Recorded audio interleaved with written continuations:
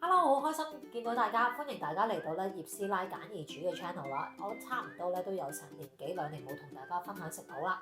究竟有啲乜嘢驅使到我咧今日會同大家去分享呢個食譜咧？就係港式叉燒包，係啦。咁一聽到叉燒包咧，好多人咧都耍晒頭、擰晒手嘅，就話哇要準備個叉燒喎，咁鬼煩，可能都要準備幾個鐘。咁其實可以買現成嘅，但係嚟到葉師奶嘅 channel 咧，咁葉師奶咧都係用簡易煮嘅方法，咁所以咧今日會分享俾大家咧，就係用一個簡單嘅肉啦，用一啲醃料咧，咁就已經可以做一個好簡單嘅現成叉燒，咁再做埋個包皮咧就搞掂㗎啦。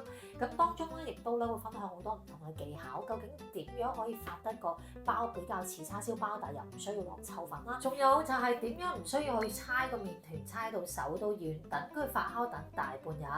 咁跟住咧就梗係點樣神還原叉燒包嘅口感同埋味道啦。我哋開始。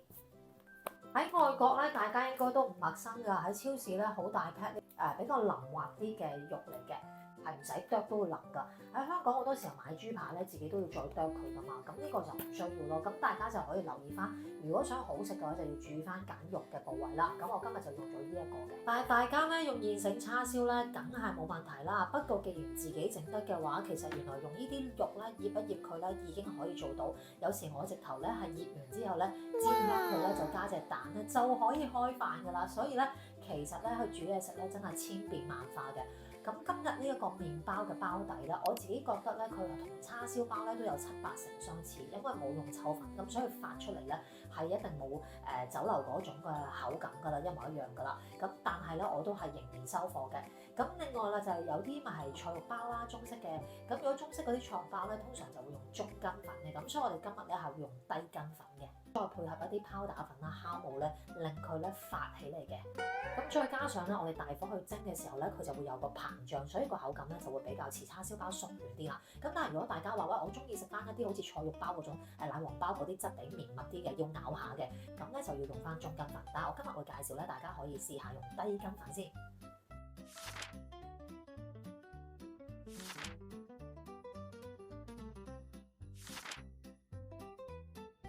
好啦，跟住咧，我哋將啲肉咧洗乾淨咧。我呢度咧其實會做24個嘅，咁所以大家可以參考翻自己想做咩份量，咁跟住就用翻嗰個先。一見到得㗎啦，因為我哋一間煮完咧會再切細粒佢嘅。先洗好咗有叉燒醬、海鮮醬、豉油、酒啦、糖啦咁樣。開住啦，用洋葱啦或者紫洋葱落嘅，咁你就切佢碎啲咯。叉燒包真係好感動啊！冇用白花油，跟住大家就盡快將呢個半手切完去算啦，好嘛？師奶啦，依家我都係單手去拍攝，冇 set 太多架撐。咁啊，將我哋頭先醃好咗個叉燒咧放落去。咁啊，通常你想鎖住啲肉汁咧，就唔好去反佢咯。咁煎到咁上下咧就可以反啦，係啦，咁佢就會鎖住啲肉汁。好啦，想知啲叉燒熟唔熟咧？其實攞啲嘢咧篤下去，佢冇出血水啦，咁啊 OK 啦，或者攞鉸剪剪開佢都得嘅，係啦。好啦，時間關係，叉燒已經幫切咗做一粒粒啦。咁其實細細粒得㗎啦，好似指甲再細少少。咁如果太大粒咧，就變咗要嚼好耐咯。依家煮個洋葱啦，咁我哋落咗啲油，跟住就落啲洋葱落去。然後咧就要爆得佢透啲啦，因為我哋唔要嗰個洋葱嘅辣味。咁可能咧就唔好太大火，容易燶啦。咁啊爆佢幾分鐘。開始見到個洋葱已經炒軟身咗啦，見到啦。咁其實唔用紫洋葱，用普通洋葱啦，或者紅葱頭都得嘅。不過剛好我屋企有紫洋葱，咁我就唔特別再買啦。但係神奇地啦，我覺得紫洋葱其實佢嗰種甜味咧，有幾夾個叉燒餡嘅噃。跟住我哋就將頭先切好咗個叉燒放埋落去，合埋之後咧，咁我哋就鏟翻起佢備用噶啦。咁跟住我哋就煮翻嗰個芡汁，就再 mix 埋呢一個叉燒同洋葱粒咧，咁個餡料就完成噶啦。其實都唔係好多嘢要做，煮熱少少就可以落個麵粉落去噶啦。咁跟住咧就咧將啲油同埋麵粉 mix 埋一齊，咁咧將佢混合埋一齊啦。好啦，跟住我哋就將我哋已經備好咗嘅醬汁咧倒埋落去，咁跟住係快手兜噶啦，混合咗佢。咁你見到好似都好稀嘅，但係煮煮下咧佢又會結翻噶啦。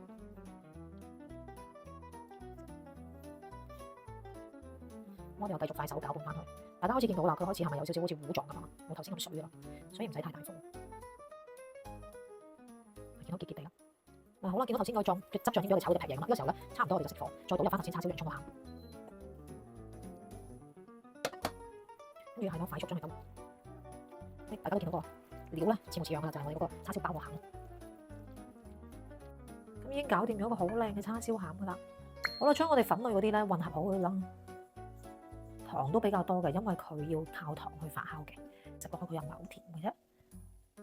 完全拌勻之後咧，我哋就可以將咧頭先我已經準備咗好嘅一個叫暖水，同埋加咗啲醋入去嘅。點解要暖水咧？其實都係有幫助，令到個麵即係嗰個包嘅口感會好啲。咁我哋逐少加啦。咁但係當然大家可以用類似呢啲啦，或者用木棍啊、筷子啊乜都得嘅。咁啊，咁一路去加踩佢啦。咁咧好就好在呢個包咧，唔需要過度猜嘅。頭先準備有啲豬油，如果唔用豬油嘅朋友咧，可以用菜油嘅。但係菜油因為水分啲嘛，咁所以個份量可以減少啲咯。因為我呢個麵團係比較大啲嘅，我差唔多係做成30個，咁所以大家如果跟翻我食譜份量12個咧，個麵團係細好多。咁啊大概咧你見到啦，佢已經係冇晒粉粒啦，係啦，又唔需要太濕嘅個團，咁我哋就可以略略猜下佢。咁我裏邊仲有啲豬油喺裏邊嘅，係啦，所以我要 make sure 我豬油用咯。其實就咁樣就可以噶啦。唔使話油得佢太犀利嘅，因為我哋呢個首先係低筋粉啦。咁另外一樣嘢就係叉燒包本身咧食佢個口感咧就唔係話煙韌嘅，係鬆泡咁樣噶嘛。咁所以咧我哋其實係咧咁樣去壓下，我哋唔使特別好似洗衫咁樣去猜佢嘅。因為好啦，咁就好似呢個咁樣成咗團就得噶啦。你表面岩岩沉沉係冇問題嘅，只要將嗰啲粉啦、水分啦全部融合成咗個團就可以啦。咁誒比較軟身啲嘅，大家可以見到。係啦，咁就為之個水分叫夠咯。OK，咁啊大家可以逐少加，因為葉師奶呢個麵團有成30個，所以比較大。大家如果做12個就1/3到啦，容易啲 handle。咁跟住我哋就咧冚好佢做一份。OK， 跟住咧鋪翻保鮮紙俾佢發酵。我諗我依家都係發佢30分鐘到就夠。係啦，睇下一陣狀態啦。咁好啦，差唔多時間啦，翻嚟睇翻佢啦。其實個麵團咧，你撳落去咧有少少回彈嘅，見唔見到？好少啦，其實得㗎啦，因為我哋唔需要佢發到係最 perfect 嘅時間。咁樣咧嘅麵團唔會咁濕咧，容易啲操作。因為我度準備咗30個份量，所以我抽咗其中一份去做一個示範先。好，咁我可以灑翻少少粉先，咁冇咁黏啦。不過其實個麵團依家都好操作，碌翻去平衡先。大概主要係我哋要去捲翻佢，跟住再去分件嘅。仲加平衡，主要係平衡㗎啦。咁跟住咧，我哋咧就可以捲翻佢。如果呢個時候你覺得個麵團有啲乾咧，你係可以搽少少水嘅。即係如果呢啲位咧有啲乾，你覺得黐得唔好，可以搽少少水上去嘅。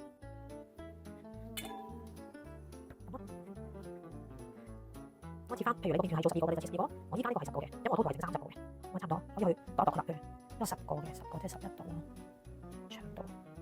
大家盡量整翻去包嘅啫。咁就咁樣切啦。咁呢度 OK 嘅時候咧，我哋揾嘢去封翻佢，當然冇。將啲麵團咧一定要遮住佢。好啦，咁我呢度咧頭先準備咗叉燒餡啦，其實我雪咗啦嘛，所以佢就比較結身啲，好操作啲，明唔明啊？好啦，我哋攞咗一個嚟示範先，其他冚住佢，咁咧就可以咧。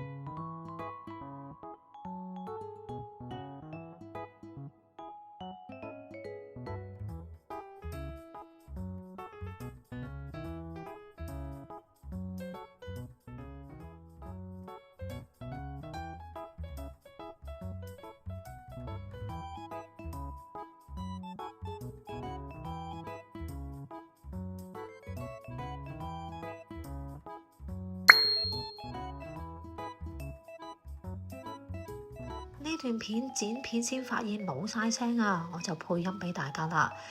哇哇哇！一出爐，成間屋都係叉燒包嘅香味。你睇下一搣開，叉燒嘅餡掛住晒啲肉汁，仲有個包皮非常之軟熟。我唔客氣啦，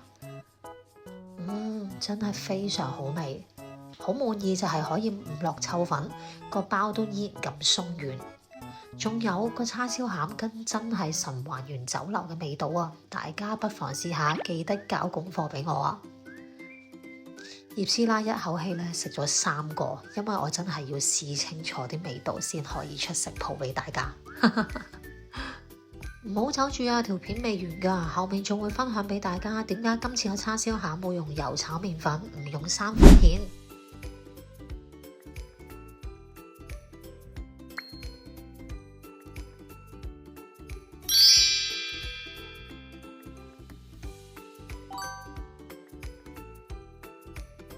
大家記得動手試下整咯喎！呢個咁正嘅叉燒包，除咗叉燒包，大家仲有啲咩港式點心鍾意食？歡迎留言話我知。